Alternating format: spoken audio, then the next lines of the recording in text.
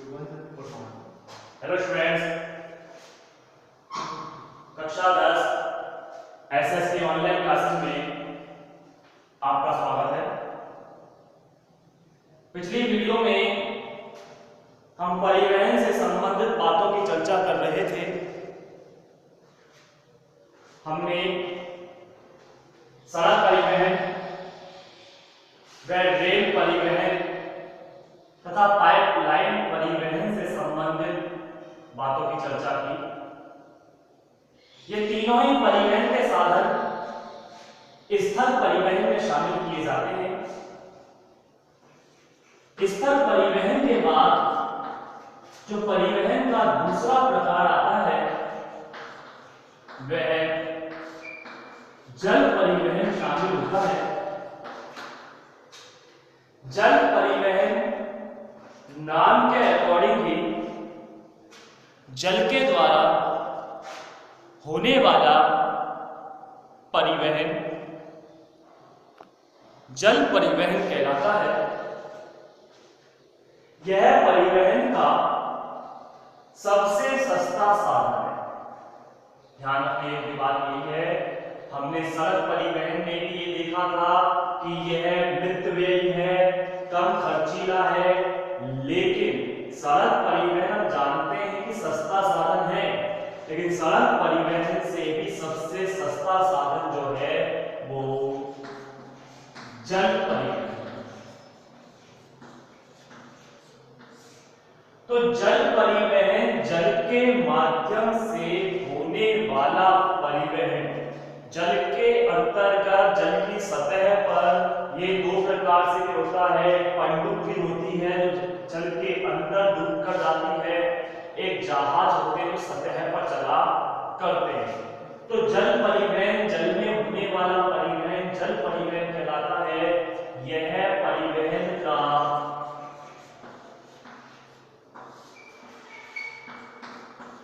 सबसे सस्ता साधन है।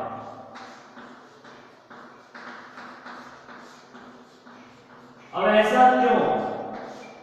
यह परिवहन का सबसे सस्ता साधन क्यों है? क्योंकि इसमें मार्ग निर्माण की आवश्यकता नहीं पड़ती।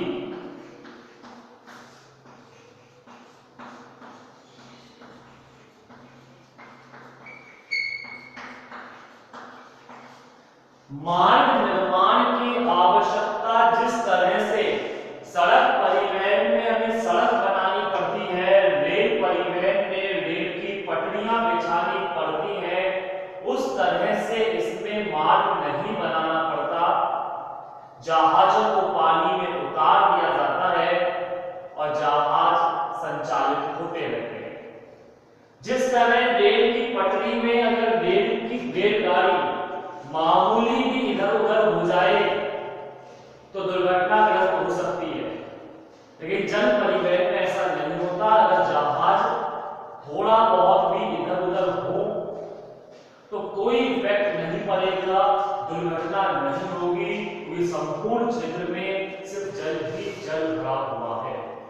सड़कों की बात करें, यदि वाहन सड़क पर से नीचे उतर जाए तो रास्ते में कोने पे किनारे पर पड़े हुए विभिन्न प्रकार की गिट्टियां, कंकड़, पत्थर, कटीली झाड़ियां आदि के कारण वाहन दुर्घटनाग्रस्त हो सकता है, वाहन चालक दुर्घटनाग्रस्त हो सकता है। लेकिन जहाजों के अंतर्गत ये समस्या नहीं होती। तो जल परिवहन परिवहन का सबसे सस्ता साधन है। इसमें मार्ग निर्माण की आवश्यकता नहीं पड़ती, और जब मार्ग निर्माण की आवश्यकता नहीं पड़ेगी तो स्वाभाविक सी बात है, लागत क्या होगी? कम। इसकी लागत कम आती है, और जब लागत कम आएगी तो स्वतः ही बात है कीमतें कम हो जाती हैं। कीमतें कम होना यानी सस्ते साधन के रूप में जाना जाता है। इसके अंतर्गत इसमें एक बात और आती है कि जल परिवहन के माध्यम से स्थूलकाय वस्तुओं को ले जाना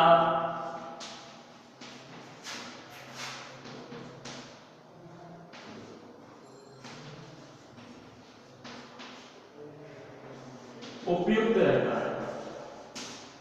अब यह शब्द आया है स्थूलकाय। स्थूलकाय का मतलब होता है नष्ट होने वाली। कुछ वस्तुएं ऐसी होती हैं जिन्हें जितनी बार एक स्थान से दूसरे स्थान पर उठाएंगे तो उसके कुछ अंश कुछ कण समाप्त होंगे।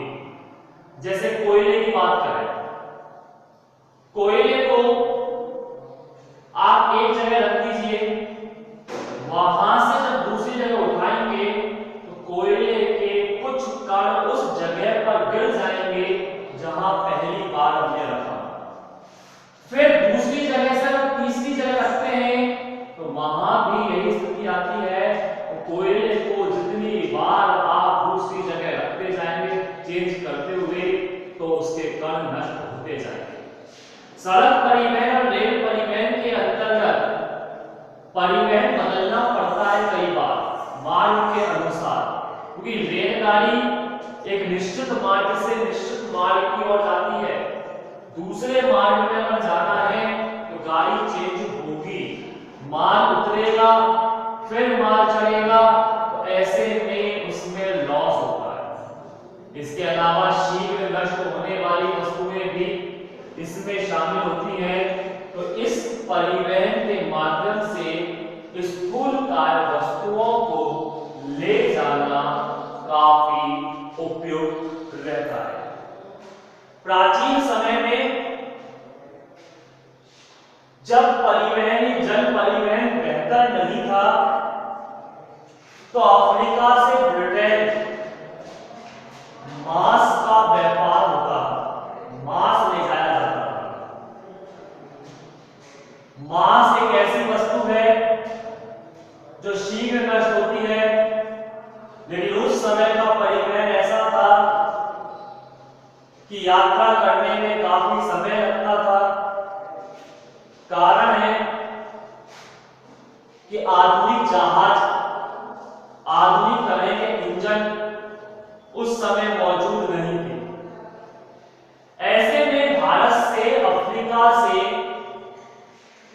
मांस की जगह ब्रिटेन जानवर भेजे जाते थे, पूरे जिंदा जानवर, क्योंकि अगर मांस को भेजा जाता तो मांस शीघ्र अतिशीघ्र खराब हो जाता, क्योंकि उस समुद्री यात्रा में 2 से लेकर 3 महीनों का समय लग जाता था।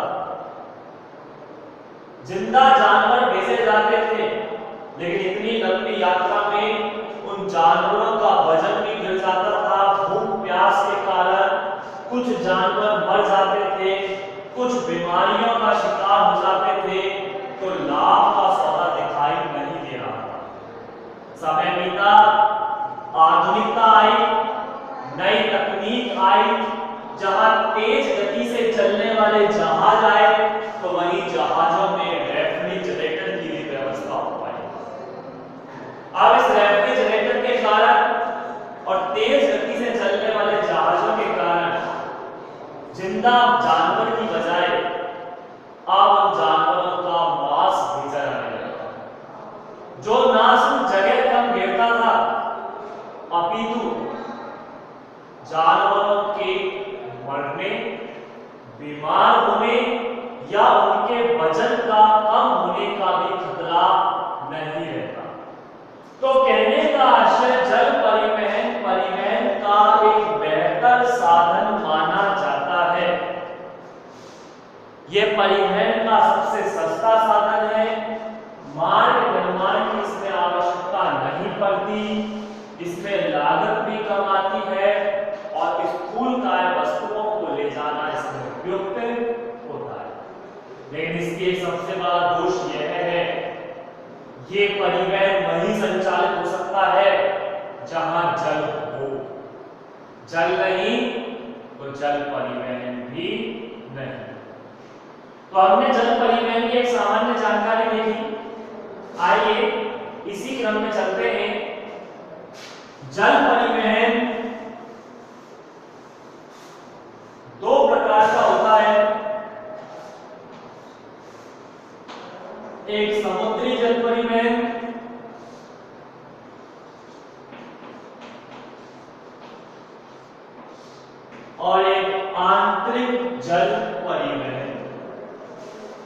समुद्रों के माध्यम से होने वाला परिवहन समुद्री जल परिवहन कहलाता है। तो देश की सीमाओं के अंतर्गत नदियों के द्वारा होने वाला परिवहन आंतरिक परिवहन कहलाता है।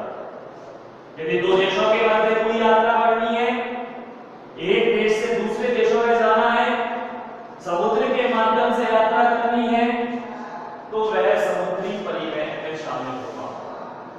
जबकि आंतरिक परिवहन देश की सीमाओं के अंतर्गत नदियों के द्वारा, झीलों के माध्यम से यदि परिवहन किया जा रहा है तो वह आंतरिक जल परिवहन कहलाता है।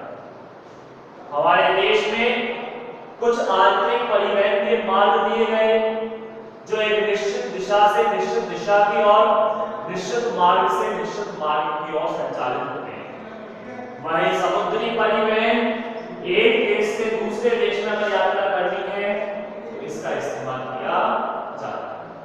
तो आइए चर्चा करते हैं समुद्री परिवहन की सामान्य चर्चा। समुद्रों के माध्यम से होने वाला परिवहन समुद्री परिवहन कहलाता है। इस परिवहन में सबसे जरूरी जो आवश्यक तत्व है वो बंदरगाह। समुद्री परिवहन के लिए बंदरगाहों का होना जरूरी है। बंदरगाह एक ऐसा स्थान जहां जहाज आते हैं, रुकते हैं, माल उतारते हैं, चढ़ाते हैं और चले जाते हैं। अर्थात बंदरगाहों को यदि दूसरे शब्दों में कहें पोताश्रय, अर्थात पोत प्लस आश्रय, और पोत का मतलब होता है जहाज और आश्रय मतलब शरण देने वाला, आसरा देने वाला। जहाजों के रुकने, ठहरने, माल उतारने व चढ़ाने के लिए जिन स्थानों का इस्तेमाल किया जाता है उन्हें बंदरगाह कहा जाता है।